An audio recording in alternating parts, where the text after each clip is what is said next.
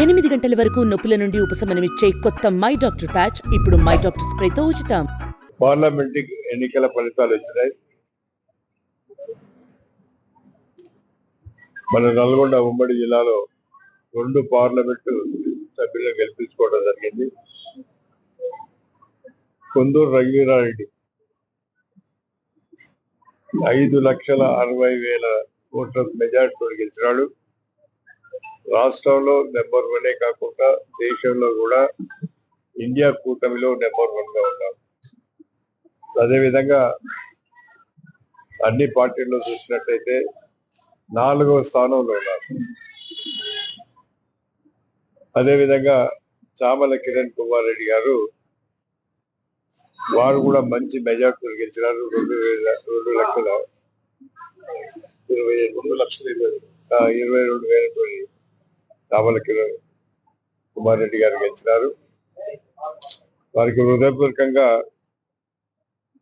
అభినందన తెలుపుతున్నాను. అదేవిధంగా మన సూర్యాపేట నియోజకవర్గంలో గత అసెంబ్లీ ఎన్నికల్లో మన మైనస్ లో ఉంది. 4,600 ఓట్ల మైనస్ తో ఉన్న దాన్ని 70,000 మెజార్టీతో తీసుకురాగలిగింది. అది మా కార్యకర్తల నాయకుల కృషితో పాటు ఈ అసెంబ్లీ ఎన్నికల తర్వాత ప్రజల్లో చాలా మార్పు వచ్చింది. కాబట్టి మా నాయకులకు కార్యకర్తలకు ప్రజలందరికీ కూడా హృదయపూర్వకంగా నేను ధన్యవాదాలు తెలుపుతున్నాను. అదేవిధంగా తుంగతుర్తిలో కూడా అసెంబ్లీ నియోజకవర్గంలో గత అసెంబ్లీ ఎన్నికల్లో 52,000 మెజార్టీ ఉంటే ఇప్పుడు 70,000 మెజార్టీ వచ్చింది. అంటే మా ప్రభుత్వంలో ప్రజలంతా విశ్వసిస్తున్నారు మా ప్రభుత్వాన్ని. అందు గురించే మంచి మెజార్టీ వచ్చినాయని చెప్పి సందర్భంగా మనం చూస్తున్నాను. 1,05,000తోని హుజూర్ నగర్ లో మన కాంగ్రెస్ పార్టీ మెజార్టీ ఉన్నది. 95,000తోని కోదాడు నియోజకవర్గంలో కాంగ్రెస్ పార్టీ మెజార్టీ వచ్చింది. 75,000తోని నాగార్జున సాగర్ లో మెజార్టీ వచ్చింది. అంటే ప్రజలకు మా మీద మా ప్రభుత్వం పైన మంచి విశ్వాసం ఉండబట్టే ఈ పార్లమెంట్ ఎన్నికల్లో మనం ఘన విజయం సాధించగలిగినాం. అదేవిధంగా ఈ నియోజకవర్గంలో అసెంబ్లీ ఎన్నికల్లో జగదీశ్వర్ రెడ్డి గారు 4,600 ఓట్లతో మెజార్టీతో గెలిచినాడు. మా ప్రభుత్వ పాలన చూసిన తర్వాత ఈ రోజు 70,000 మెజార్టీ వచ్చింది. ఆ మైనస్ పోగా 70,000 మెజార్టీ వచ్చింది. ఆయన ఎన్నికలప్పుడే చెప్పినారు 100 కోట్ల పైన ఖర్చు పెట్టి గెలిచినావు తప్ప నీకు నైతికంగా గెలవలేదని చెప్పి ఆ రోజు చెప్పినారు. మేము నైతికంగా గెలిచినాం. ఆ రోజు సాంకేతికంగా ఓడిపోవచ్చు, కానీ ఈ ఎన్నికల ఫలితాలు చూసిన తర్వాత నిజంగా ఆయనకు నైతిక విలువలు ఉంటే వెంటనే శాసనసభ్యత్వానికి రాజీనామా చేయమని చెప్పి మేము డిమాండ్ చేస్తున్నాము. ఈ 5-6 మాసాలనే ఆయన శాసనసభ్యులైన తర్వాత కూడా కనీసం ప్రజలను కూడా పట్టించుకోలే. తనకు ఓట్లేసిన కార్యకర్తను కూడా పట్టించుకోలే. మా పాలన చూసినారు, మా ప్రజాపాలన చూసినారు కాబట్టి ఈరోజు మాకంత మెజార్టీ వచ్చిందని చెప్పి నేను గర్వంగా చెప్పగలుగుతున్నాను. 10 సంవత్సరాల కాలంలో జగదీశ్వర్ రెడ్డి ఏ డిపార్ట్మెంట్ను కూడా సమీక్ష చేయలేదు. ఆఖరికి తను నిర్వహించిన విద్యుత్ శాఖను కూడా సమీక్ష చేయలేదంటే అర్థం చేసుకోవాలి ఆయన పరిపాలన ఏ విధంగా ఉంది. ఒక్క డిపార్ట్మెంట్ కూడా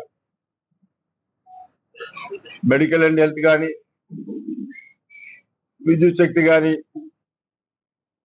ఎడ్యుకేషన్ కానీ, R&B కానీ, పంచాయతీరాజ్ కానీ, ఆఖరికి మున్సిపాలిటీలో కూడా ఎన్నడూ కూడా సమీక్ష చేయాలి. అన్ని డిపార్ట్మెంట్లు కూడా అధికారులు ఏ విధంగా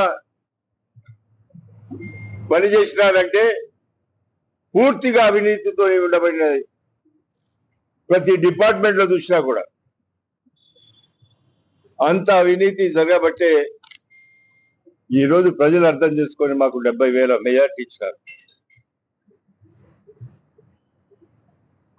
మేము డిమాండ్ చేస్తున్నాం, నువ్వు రాజీనామా చేయి, ఎన్నికల మళ్ళీ పోటీ చేద్దాం. పార్లమెంట్ ఎన్నికల్లో 70,000 వచ్చింది, కానీ రేపు నువ్వు రాజీనామా చేసి ఎన్నికలు వస్తే 1,00,000 మెజార్టీతో మేము గెలవబోతున్నామని చెప్పి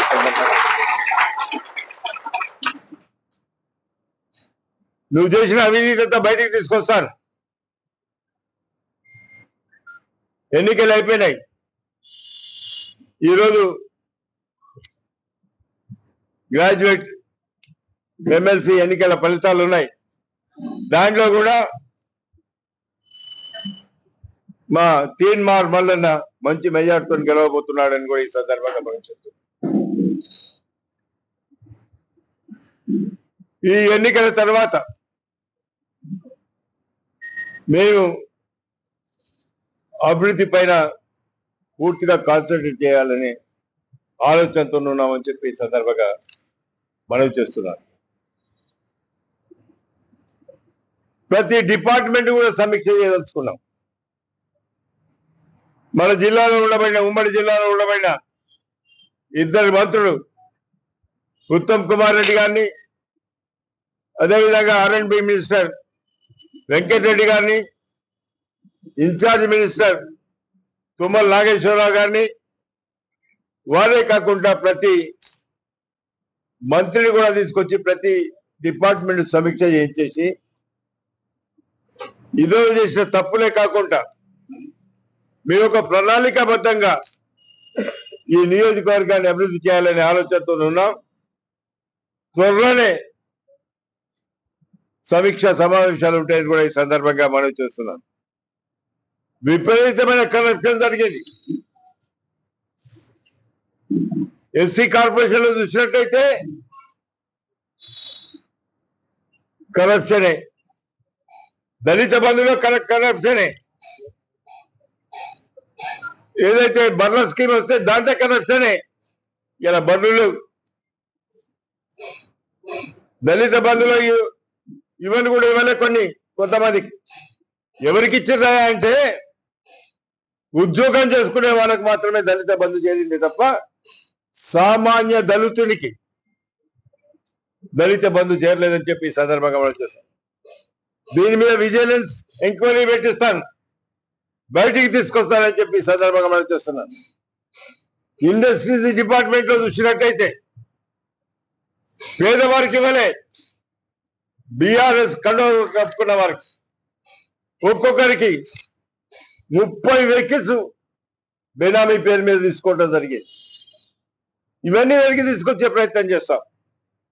ప్రతి డిపార్ట్మెంట్ లో సమీక్ష చేస్తాం. ప్రతి డిపార్ట్మెంట్ లో ఎక్కడైతే అవినీతి జరిగిందో, అక్రమాలు జరిగినో అవన్నీ బయటికి తీసుకొచ్చి ప్రజలకు చెప్పడమే కాకుండా అవన్నీ సరిదిద్ది ఎవరైతే అర్హులు ఉన్నారో వారికి ఇచ్చే ప్రయత్నం కూడా చేస్తామని చెప్పి సందర్భంగా మనం చేస్తున్నాం. మరిన్ని వీడియోస్ కోసం ఛానల్ ని సబ్స్క్రైబ్ చేయండి, లేటెస్ట్ అప్డేట్స్ కోసం వాట్సాప్ ఛానల్ ని ఫాలో చేయండి అండ్ లింక్ డిస్క్రిప్షన్ లో ఉంది.